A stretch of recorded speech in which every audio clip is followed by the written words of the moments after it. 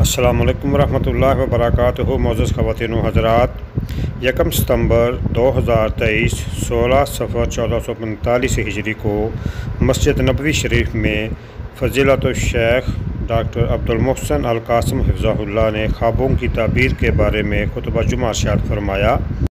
ترجمہ الشیخ عطا اللہ بن عبدالمجید PhD اسکالر مدینہ یونیورسٹی نے کیا۔ انہی کی آواز میں سماعت فرمائیں۔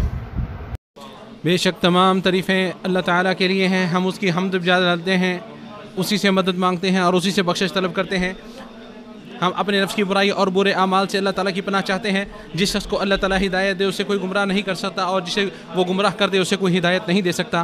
اور میں گواہی دیتا ہوں کہ اللہ تعالیٰ کے سوا کوئی سچا معبود نہیں، وہ تنہا ہے، اس کا کوئی شریک نہیں۔ اور میں گواہی دیتا ہوں کہ ہمارے نبی محمد صلی اللہ علیہ وسلم اس کے بندے اور رسول ہیں۔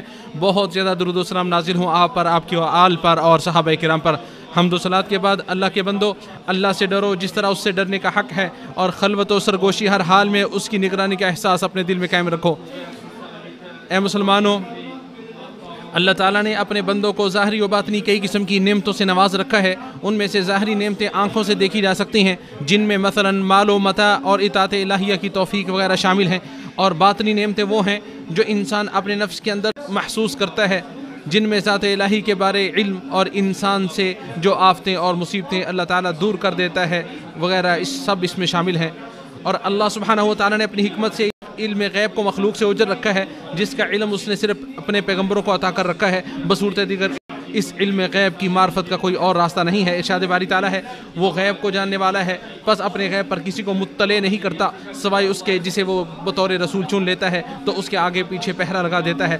چنانچہ اللہ تعالیٰ کی باطنی اور پوشیدہ نعمتوں میں سے اور اس کی حیرت انگیز کاریگری کے عجائبات میں سے ہے کہ اس نے غیب کی کچھ باتوں کی معرفت نبوت کا اس نے غیب کی کچھ باتوں کی معرفت کے لیے نبوت کا کچھ حصہ باقی رکھا ہوا ہے۔ وہ اپنے بندوں میں سے جسے چاہتا ہے خواب کے ذریعے انہیں اس سے باخبر کر دیتا ہے، جیسا کہ نبی صلی اللہ علیہ وسلم نے ارشاد فرمایا، نبوت میں سے اب صرف مبشرات باقی رہ گئی ہیں۔ صحابہ نے پوچھا مبشرات کیا ہیں؟ نبی کریم صلی اللہ علیہ وسلم نے فرمایا اچھے خواب۔ اسے بخاری نے روایت کیا ہے۔ ان خوابوں میں اللہ تعالیٰ کی باریک بینی اور بے مثال قدرت کا اظہار ہے، جس سے مومن کا ایمان بڑھ جاتا ہے اور اسے ماضی، حال اور مستقبل کی ایسی خبروں اور حالات کا علم ہو جاتا ہے جو اسے کاہنوں نجومیوں کے دجل و فریب اور جھوٹ سے بے نیاز کر دیتے ہیں۔ اور یہ خواب خیر و بھلائی پر ترغیب، شر و فساد سے بچنے پر تنبیہ، خوشخبریاں دینے اور ڈرانے پر مشتمل ہوتے ہیں۔ جب لوگوں کی زندگی میں خوابوں کا یہ عالم ہے بکثرت وقوع پذیر ہوتے رہتے ہیں، اور خواب بیان کرنے میں افراط و تفریط کے اعتبار سے لوگوں کی کئی قسمیں ہیں، تو نصوص شرعیہ نے ان حالات کو کھول کر بیان کر دیا ہے۔ پیغمبروں کے خوابوں کا عالم ہی الگ ہوتا ہے، جو سخت ترین آزمائشوں اور کٹھن حالات و واقعات سے متعلقہ ہوتے ہیں، اور دوسرے لوگوں سے ہٹ کر خاص ان کے لیے وہ خواب وحی کی حیثیت رکھتے ہیں۔ جیسا کہ ابراہیم علیہ السلام نے اسماعیل علیہ السلام سے کہا، اے میرے بیٹے، میں نے خواب میں دیکھا ہے کہ میں تمہیں ذبح کر رہا ہوں۔ اللہ تعالیٰ نے خواب کی تصدیق اور اپنے پروردگار کی حکم کی تعمیل کی وجہ سے ابراہیم علیہ السلام کا مقام و مرتبہ بلند کر دیا، اور نسل در نسل ان کے ذکر خیر کو دوام عطا فرما دیا، جیسا کہ ارشاد باری تعالیٰ ہے، اور پیچھے آنے والوں میں اس کے لیے یہ بات چھوڑ دی کہ ابراہیم پر سلام ہو، ہم اسی طرح نیکی کرنے والوں کو بدلہ عطا کرتے ہیں۔ اور یوسف علیہ السلام کی زندگی کی ابتدا ہی خواب سے ہوتی ہے، جیسا کہ ارشاد باری تعالیٰ ہے، اے میرے باپ، بے شک میں نے 11 ستاروں اور سورج اور چاند کو دیکھا ہے، میں نے انہیں دیکھا کہ وہ مجھے سجدہ کرنے والے ہیں۔ اور یہ خواب کس شان و شوکت کے ساتھ پورا ہوا؟ ارشاد باری تعالیٰ ہے، اور اس نے اپنے ماں باپ کو تخت پر اونچا بٹھایا اور وہ اس کے لیے سجدہ کرتے ہوئے گر پڑے۔ اور غزوہ بدر میں اللہ تعالیٰ نے اپنے نبی کو خواب میں ہی نصرت و تائید اور اپنی مدد دکھا دی، جو مسلمانوں کے لیے ثابت قدمی کا پیش خیمہ بنی۔ ارشاد باری تعالیٰ ہے، جب اللہ تجھے تیرے خواب میں دکھا رہا تھا کہ وہ تھوڑے ہیں، اور اگر وہ تجھے دکھاتا کہ وہ بہت ہیں، تو تم ضرور ہمت ہار جاتے اور ضرور اس معاملے میں آپس میں جھگڑ پڑتے، اور لیکن اللہ نے سلامت رکھا۔ اور غزوہ حدیبیہ کے موقع پر اللہ تعالیٰ نے اپنے نبی کو خواب میں فتح مکہ دکھا دی، جو صحابہ اکرام کے لیے بشارت و خوشخبری کی نوید بنی۔ ارشاد باری تعالیٰ ہے، بلا شبہ یقیناً اللہ تعالیٰ نے اپنے رسول کو خواب میں حق کے ساتھ سچی خبر دی کہ تم مسجد حرام میں ضرور داخل ہوگے اگر اللہ نے چاہا، امن کی حالت میں، اپنے سر منڈواتے ہوئے اور کتراتے ہوئے، ڈرتے نہیں ہوں گے۔ اس امت کے لیے خیر و بھلائی کا آغاز اور روشنی کی کرنیں خواب ہی کے ذریعے پھوٹی، جیسا کہ عائشہ رضی اللہ تعالی عنہ فرماتی ہیں کہ نبی کریم صلی اللہ علیہ وسلم پر وحی کا آغاز، نبی کریم صلی اللہ علیہ وسلم پر وحی کا ابتدائی دور اچھے سچے پاکیزہ خوابوں سے ہوا۔ آپ صلی اللہ علیہ وسلم خواب میں جو کچھ دیکھتے وہ صبح کی روشنی کی طرح صحیح اور سچ ثابت ہوتا۔ اسے امام بخاری اور مسلم نے روایت کیا ہے۔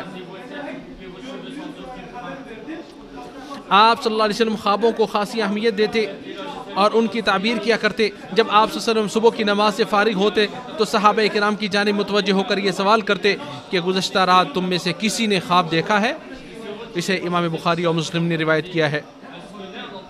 اور آذان کی تو مشروعیت ہی ایک صحابی عبداللہ بن زید رضی اللہ تعالی عنہ کے خواب سے ہوئی جب نبی صلی اللہ علیہ وسلم نے اس کی تصدیق کر دی۔ صحابی کہتے ہیں کہ میں صبح کے وقت نبی کریم صلی اللہ علیہ وسلم کے پاس آیا اور میں نے جو خواب دیکھا تھا بیان کیا۔ آپ صلی اللہ علیہ وسلم نے فرمایا بے شک یہ ایک سچا خواب ہے اگر اللہ نے چاہا۔ پھر آپ صلی اللہ علیہ وسلم نے فرمایا تو بلال کے ساتھ کھڑا ہو اور اسے وہ کلمات بتلا جو تو نے خواب میں دیکھے ہیں اور وہ ان کے ساتھ اذان دے گا۔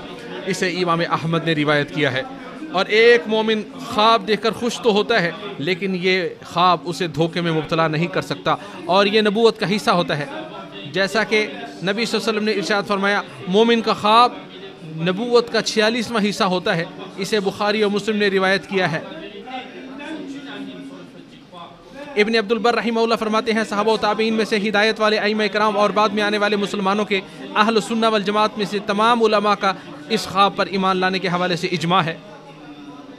خواب کئی قسم کے ہوتے ہیں، ان میں سے ایک قسم ایسی ہے جو برحق بھی ہوتی ہے اور اس کا وقوع پذیر ہونا بھی یقینی ہوتا ہے، اور دو قسمیں باطل ہوتی ہیں، جیسا کہ نبی صلی اللہ علیہ وسلم نے ارشاد فرمایا خواب 3 طرح کے ہوتے ہیں۔ اچھا خواب اللہ کی طرف سے خوشخبری ہوتی ہے، ایک خواب شیطان کی طرف سے غمگین کرنے والا ہوتا ہے، اور ایک وہ خواب جس میں انسان خود اپنے آپ سے بات کر رہا ہوتا ہے۔ اسے امام مسلم نے روایت کیا ہے۔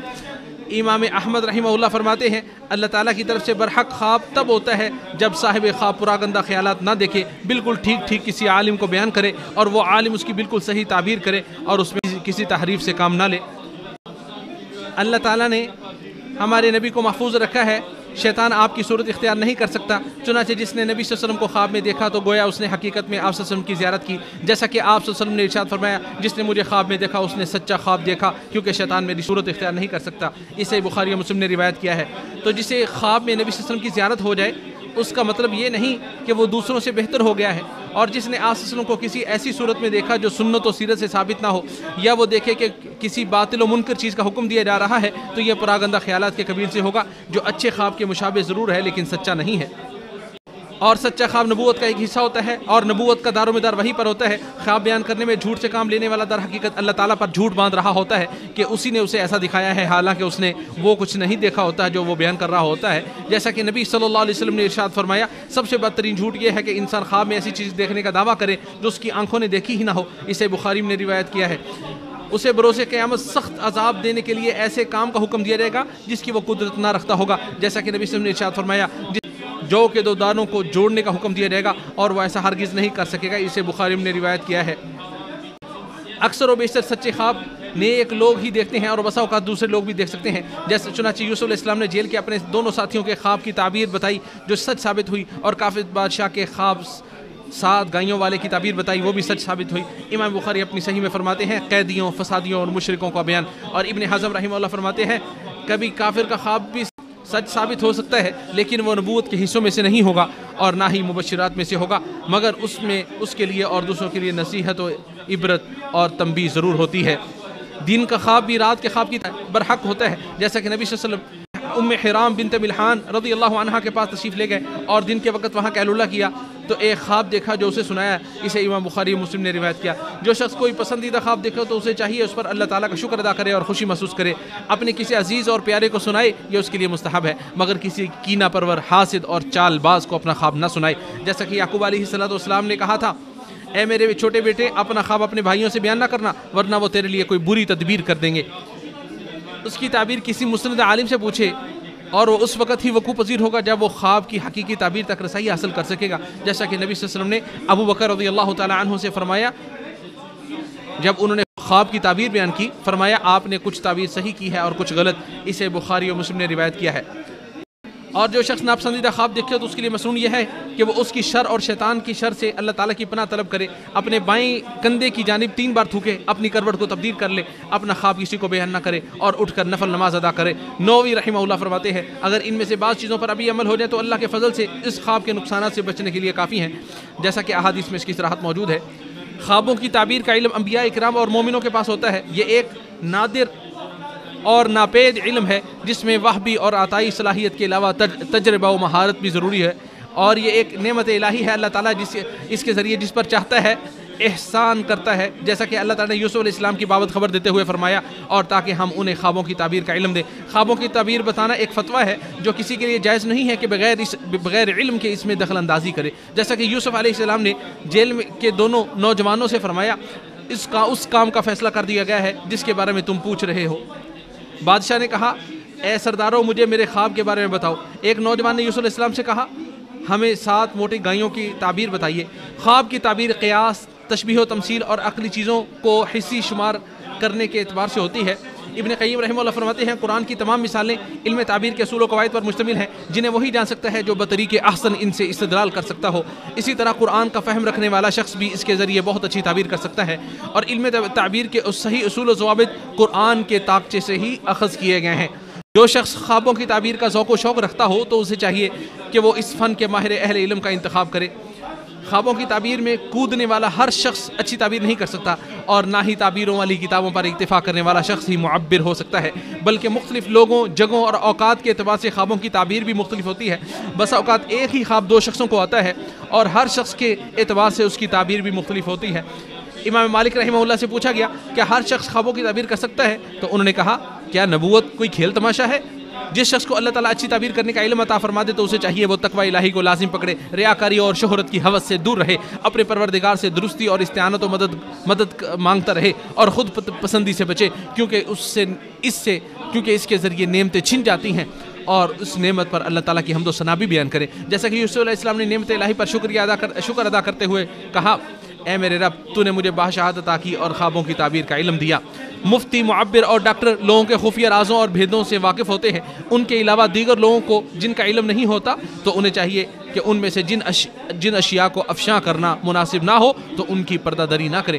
خوابوں سے کوئی شرعی حکم ثابت نہیں ہوتا، اور دین نبی صلی اللہ علیہ وسلم کی وفات کے ساتھ ہی مکمل ہو چکا تھا۔ شاطبی رحمہ اللہ فرماتے ہیں خوابوں کا خاص فائدہ یہ ہوتا ہے کہ ان میں بشارت و خوشخبری یا ڈراوا ہوتا ہے، علاوہ ازیں ان سے شرعی احکام ثابت نہیں ہوتے۔ مسلمانوں، اس گفتگو کے بعد گزارش ہے کہ جب نبوت اور اس کے اثار و نشانات کا حد تمام ہو گیا تھا تو اللہ تعالیٰ نے مومنوں کو اس کے عوض خواب عطا کر دیے، جیسا کہ نبی صلی اللہ علیہ وسلم نے ارشاد فرمایا جب زمانہ قریب آ جائے گا یعنی قرب قیامت ہوگا تو مومن کے خواب کم ہی جھوٹے ہوں گے۔ اسے بخاری اور مسلم نے روایت کیا ہے۔ اور زمانہ نبوت میں جب نور نبوت اپنے عروج پر تھا تو خوابوں کی ضرورت ہی نہیں تھی، اس وقت وہی کافی وافی تھا۔ جو حالت بیداری میں سچ بولتا ہے خواب بیان کرنے میں بھی وہی زیادہ سچا ہوتا ہے، جیسا کہ نبی صلی اللہ علیہ وسلم نے فرمایا تم میں سے خواب بیان کرنے میں زیادہ سچا وہی ہوگا جو بات کرنے میں زیادہ سچا ہے۔ ابن حجر رحمہ اللہ فرماتے ہیں جو حالت بیداری میں اکثر و بیشتر غالباً سچ بولتا ہے تو حالت نیند میں بھی ایسا ہی ہوگا اور سچ ہی دیکھے گا، جبکہ جھوٹا اور رطب و یابس ملانے والا شخص اس کے برخلاف ہے، کیونکہ اس کا دل خراب اور اندھیر نگری میں ہوتا ہے، لہٰذا وہ پراگندہ خیالات اور خلط ملط اشیاء ہی دیکھتا ہے۔ لہٰذا باتوں میں سچائی کو لازم پکڑیے، تقوی الہی کے ساتھ چمٹ جائیے، آپ دنیا و آخرت کی خیر و بھلائی سمیٹنے میں کامیاب ہو جاؤ گے۔ ارشاد باری تعالی ہے اور اس نے اپنے ماں باپ کو تخت پر اونچا بٹھایا اور وہ اس کے لیے سجدہ کرتے ہوئے گر پڑے، اور اس نے کہا اے میرے باپ یہ میرے پہلے خواب کی تعبیر ہے، بے شک میرے رب نے اسے سچا کر دیا ہے۔ اللہ تعالیٰ میرے اور آپ کے لیے قرآن عظیم کو باعث برکت بنائے، مجھے اور آپ کو اس کی آیات سے نفع پہنچائے۔ میں اپنی یہ بات مکمل کرتا ہوں، اپنے لیے اور آپ سب کے لیے استغفار کرتا ہوں، اور تمام مسلمانوں کے لیے آپ بھی سب مل کر استغفار کرو، بے شک وہ بہت بخشنے والا مہربان ہے۔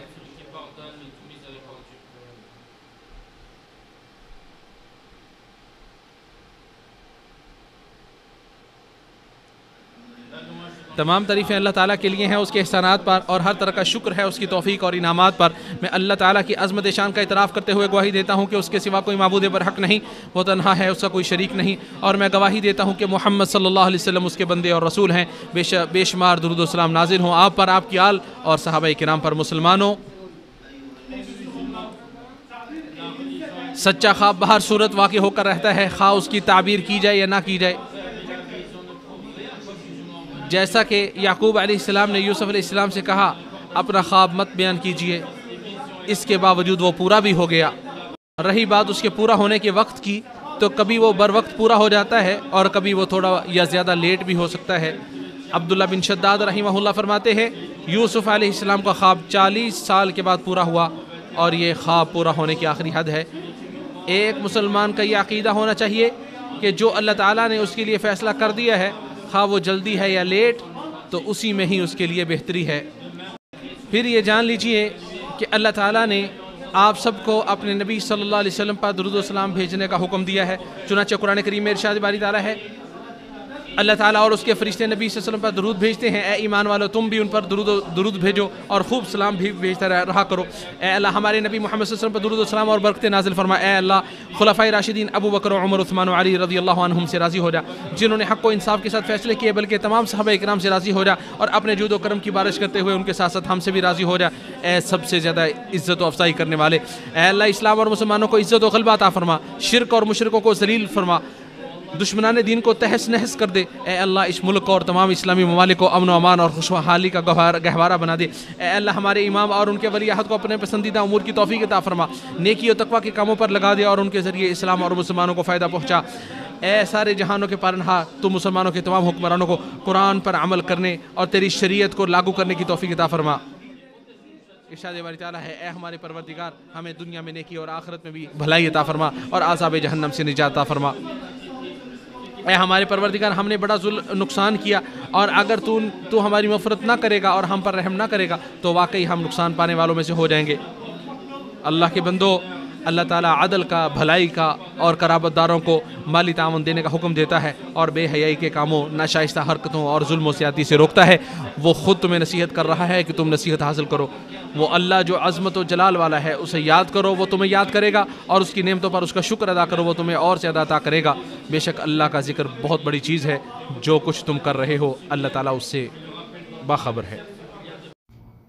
مسجد نبوی شریف کے خطبہ جمعہ کا اردو ترجمہ FM 105 پر براہ راست بھی نشر ہوتا ہے، آپ وہاں سے بھی سن سکتے ہیں۔